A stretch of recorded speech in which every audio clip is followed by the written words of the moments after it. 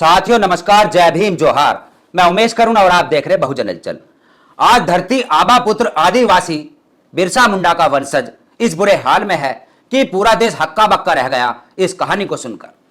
आज हम बात करेंगे जीतू मुंडा, जो कि आज सोशल मीडिया पर उसकी कहानी पूरे ही समाज को झकझोर देती है, आज इंसानियत को शर्मसार कर देती है कि वह जीतू मुंडा आज इस बुरे हाल में है कि वह शिक्षित भी नहीं है और संपन्न भी नहीं है। और 19,300 रुपये की रकम को लेकर वह बैंक पहुंचा और बैंक में जब बैंक वालों ने उसको फटकार लगाई, बैंक वालों ने उसको धक्के खिलाने पर मजबूर किया, तो वह जीतू मुंडा अपनी बहन का अवशेष लेकर, अपनी बहन का कंकाल निकालकर कब्रिस्तान से और बैंक में पहुंचा और पूरा बैंक हक्का बक्का रह गया। और बात क्या थी? बात यह थी कि जीतू मुंडा की बहन, जिसका देहांत हो गया था, जिसके बैंक अकाउंट में 19,300 रुपये की रकम थी, और वह बहन जो कि इकलौती बहन थी, उसके पति व उसका इकलौता पुत्र भी पहले ही मृत्यु को प्राप्त हो गया था। जीतू मुंडा जो कि आदिवासी समाज से आता है, अनुसूचित जनजाति से बिलोंग करता है। जीतू मुंडा जिसकी एक बहन काकरा मुंडा, जिसका 26 जनवरी 2026 को यानी 2 महीने पहले निधन हो गया था। और जीतू मुंडा अपने घर में कुछ साफ सफाई कर रहा था, तो उसके हाथ में एक छोटा सा बॉक्स, एक डब्बा मिलता है जो उसकी बहन की निशानी थी। और डब्बे को देखकर जीतू मुंडा की आंखों से आंसू आ जाते हैं, क्योंकि उसको याद आ जाता है कि मेरी बहन का यह डिब्बा, जिसको वह बहुत ही संभाल कर रखती थी। और जैसे ही उस डब्बे को खोलता है तो जीतू मुंडा की आंखों से और ज़्यादा आंसू आ जाते हैं, अपनी बहन की यादों से जुड़ा हुआ। और उसके हाथ में उस डब्बे से लगती है एक पासबुक, एक किताब, जो कि उसकी बैंक की, ग्रामीण बैंक की पासबुक थी, जिसमें अक्सर जीतू मुंडा की बहन काकरा मुंडा मेहनत करके 10 रुपये, 20 रुपये, 30 रुपये, 50 रुपये, 100 रुपये इस तरीके से जोड़ती थी, डब्बे में रखती थी। और जैसे ही कुछ रकम इकट्ठा हो जाती थी तो अपने ग्रामीण बैंक में जाकर उसको जमा कर देती थी। ऐसा अक्सर वह करती थी। तो जीतू मुंडा को लगा कि शायद मेरी बहन के अकाउंट में कुछ रुपया पड़ा हो, एक बार देख कर आता हूँ। जीतू मुंडा बैंक पहुंचा और बैंक में जाकर बैंक के कर्मचारियों को देखने लगा। खामोश खड़ा रहा, जिसके बदन पर भी कपड़े ठीक प्रकार से नहीं थे, गरीबी की हालत में वह था। और जीतू मुंडा को देखकर एक बैंक का कर्मचारी, एक युवा जीतू मुंडा के पास जा खड़ा हुआ और कहने लगा कि क्या मैं आपकी कुछ मदद कर सकता हूं? जीतू मुंडा खामोश था और उसने अपनी पासबुक उस युवक को दे दी। उस युवक ने देखा कि पासबुक में काफ़ी समय से अपडेट नहीं है, कोई एंट्री वगैरह नहीं हुई है। तो उस युवक ने जीतू मुंडा के हाथ से वह पासबुक लेकर उसकी एंट्री कराई, उसको अपडेट कराया। और अपडेट कराने के बाद देखा कि उसमें 19,300 रुपये की रकम जमा है। और जीतू मुंडा से कहा कि इसमें कुछ रुपया जमा है। जीतू मुंडा ने पूछा कितना रुपया इसके अंदर जमा है? तो युवक ने बताया कि 19,300 रुपये इसमें आज भी मौजूद है। और जीतू मुंडा इतना खुश हुआ, शायद उसने कभी 19,300 रुपये देखे भी ना हो। बड़ा खुश हुआ और कहने लगा कि मुझे पैसे चाहिए, मुझे ज़रूरत है। उस युवक ने कहा कि बैंक के मैनेजर से जाकर मिलो, कर्मचारियों से जाकर मिलो। जैसे ही वह बैंक के मैनेजर के पास पहुंचा तो मैनेजर ने कहा कि जो तुम्हारी बहन है या जो रिश्तेदार है उसी को यह पैसे मिलेंगे। जीतू मुंडा ने कहा कि मेरी बहन की तो मृत्यु हो गई है, लगभग 2 महीने मेरी बहन की मृत्यु हुए हो गई। 26 जनवरी को उसकी बहन की मृत्यु हुई थी 2026 में। बैंक के प्रबंधक ने कहा कि ऐसे पैसे नहीं मिलेंगे, यदि उनका कोई नॉमिनी है तो नॉमिनी को ही पैसे मिलेंगे। जीतू मुंडा कुछ नहीं जानता, क्योंकि वह अनपढ़ है। सरकार की व्यवस्था के कारण, इस देश की बदहाली के कारण आज भी वह अनपढ़ रहा। इसमें जिम्मेदार सरकार है, यहाँ का सिस्टम है। और उसके बाद बैंक मैनेजर ने देखा और नॉमिनी के बारे में बताया कि यह उसका नॉमिनी है, उसका पति व बेटा। जीतू मुंडा ने कहा कि वह भी इस दुनिया में नहीं है, मेरा बहनोई व मेरा भांजा जो कि पहले ही मर चुके हैं। प्रबंधक ने कहा कि ये पैसे नहीं मिलेंगे, ये नॉमिनी को ही मिलेंगे। जीतू मुंडा खामोश रहा, बिलबिलाने लगा, लड़खड़ाने लगा। और उसके बाद प्रबंधक ने उसकी एक न सुनी। जीतू मुंडा पहुंचा अपने घर पर, जाकर रोने लगा, चीखने लगा कि ये पैसे कैसे मुझे मिलेंगे, क्योंकि उसकी बहन बहुत ही मेहनती थी। उसको याद आ रही थी अपनी बहन की मेहनत कि कैसे वह 50 रुपये, 100 रुपये, 10 रुपये, 20 रुपये जोड़ती थी और इकट्ठे करके बैंक में डाल गाती थी। जीतू मुंडा को कुछ नहीं सूझा। जीतू मुंडा को लगा कि क्या सबूत है ऐसा जो कि मैं बैंक वालों को दिखाऊं कि मेरी बहन इस दुनिया में नहीं है। तो जीतू मुंडा ने करीबन 3 किलोमीटर दूर जाकर शमशान में अपनी बहन की कब्र खोदी और अपनी बहन का कंकाल निकाला और निकालने के बाद उसको बोरी में और कपड़े में लपेटकर 3 किलोमीटर तक पैदल चलता रहा। कुछ लोग उसको देख रहे थे, हक्का बक्का रह रहे थे कि आखिर ये कर क्या रहा है। और जैसे ही वह बैंक के अंदर पहुंचा और बैंक के अंदर जाने के बाद पूरा ही बैंक स्टाफ हक्का बक्का रह गया कि ये क्या कर रहा है। और जीतू मुंडा ने बैंक के कर्मचारियों से कहा कि ये मेरी बहन का कंकाल है, आपको विश्वास नहीं आ रहा था, मैं सबूत लेकर आया हूं कि मेरी बहन मर चुकी है।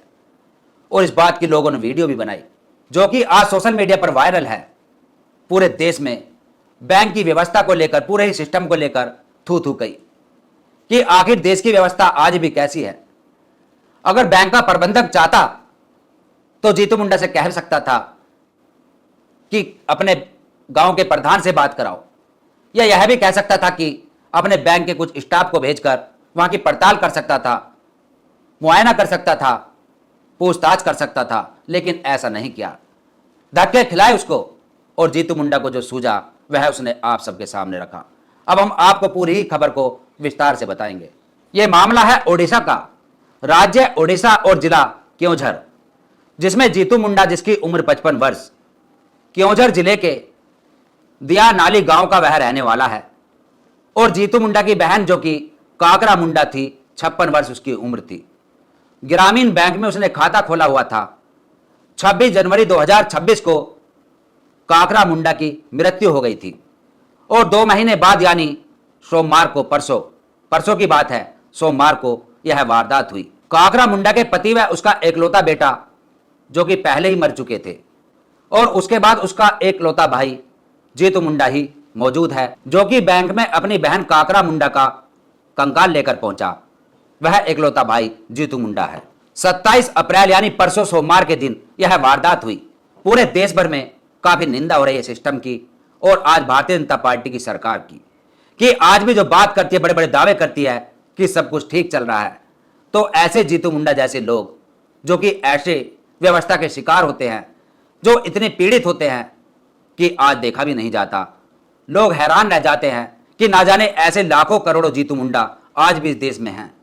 यदि किसी की खुल जाती है, किसी की वीडियो वायरल हो जाती है तो हमारे सामने आ जाती है, वरना तिल तिल रोजाना ऐसे जीतू मुंडा ऐसी व्यवस्था से प्रताड़ित होते हैं। वहीं आपको बता दें कि रिजर्व बैंक ऑफ इंडिया का जो अपना आंकड़ा है जनवरी 2026 का, जिसमें बताया गया कि भारत के अलग अलग बैंकों में 72,454 करोड़ रुपए अनक्लेम्ड पड़े हैं, यानी जिनका कोई वारिस नहीं है, जिनका कोई अता पता नहीं है। और उन्हीं में जीतू मुंडा के बहन के 19,300 रुपये भी इसी रकम में शामिल है। इसी से आप अनुमान लगा सकते हैं कि देश की व्यवस्था और बैंक की व्यवस्था कितनी खराब हो चुकी है। लोगों को धक्के खिलाए जाते हैं, लोगों को बेबस किया जाता है। शायद यदि बैंक का प्रबंधक पहले ही अपने बैंक के स्टाफ को लेकर जांच पड़ताल करा लेता या गांव के प्रधान से पूछताछ करा लेता कि उसकी बहन मौजूद है या मर चुकी है, कौन वारिस है कौन नहीं है, तो ये नौबत ना आती, पूरे देश में थू ना होती आज उस ग्रामीण बैंक पर। साथियों, जीतू मुंडा जो कि आदिवासी समाज से है, अनुसूचित जनजाति में आता है और वह धरती आबा पुत्र बिरसा मुंडा का वंशज है और वह अनपढ़ अंगूठा टेक है, यानी इसकी जिम्मेदार कौन है? आखिर वह क्यों अनपढ़ रहा? आखिर वह क्यों इस व्यवस्था से नहीं जुड़ पाया? आज हम बात करते हैं विश्व गुरु बनाने की, लेकिन आज ऐसे व्यक्ति जीतू मुंडा जैसे जो कि अनपढ़ होने के बावजूद इस व्यवस्था का शिकार होते हैं, इस गली सड़ी व्यवस्था के शिकार होकर प्रताड़ित होते हैं और जब उनको कुछ नहीं सूझता तो वह कब्र से अपनी बहन का कंकाल निकालकर बैंक में पहुंचा देते हैं। एक तरफ देश के अंदर पाखंडवाद को बढ़ावा देती है सरकारें, जिसमें धीरेन्द्र कृष्ण शास्त्री जैसा एक और बच्चा पैदा हो गया है, अवतारित हो गया है, जिसका नाम है करण कुशवाहा।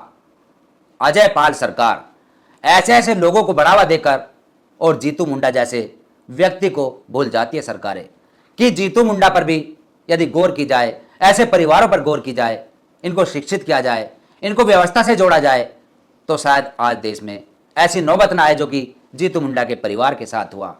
जीतू मुंडा ने शायद 19,300 रकम कभी नहीं देखी होगी और उसको लग रहा होगा कि 19,300 रुपये जो कि इकट्ठे मेरे हाथ में आएंगे तो मेरे कितने बड़े बड़े काम हो जाएंगे।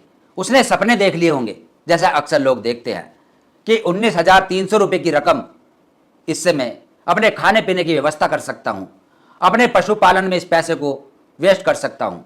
लेकिन ऐसा नहीं हो सका और आज सरकार बड़े बड़े दावे कर रही है।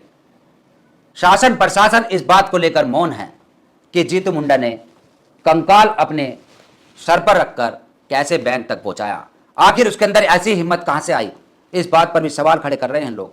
साथियों, इसी आदिवासी समाज की एक बेटी संतोषी जो भात भात कहकर मर गई थी, वह वीडियो भी आपने देखी होगी। पूरे देश में सनसनी फैल गई थी कि चावल को लेकर रो रो कर बिलक बिलक कर वह संतोषी कैसे मर गई, कैसे बिलकती रही कि जिसको भात नहीं मिल पाया।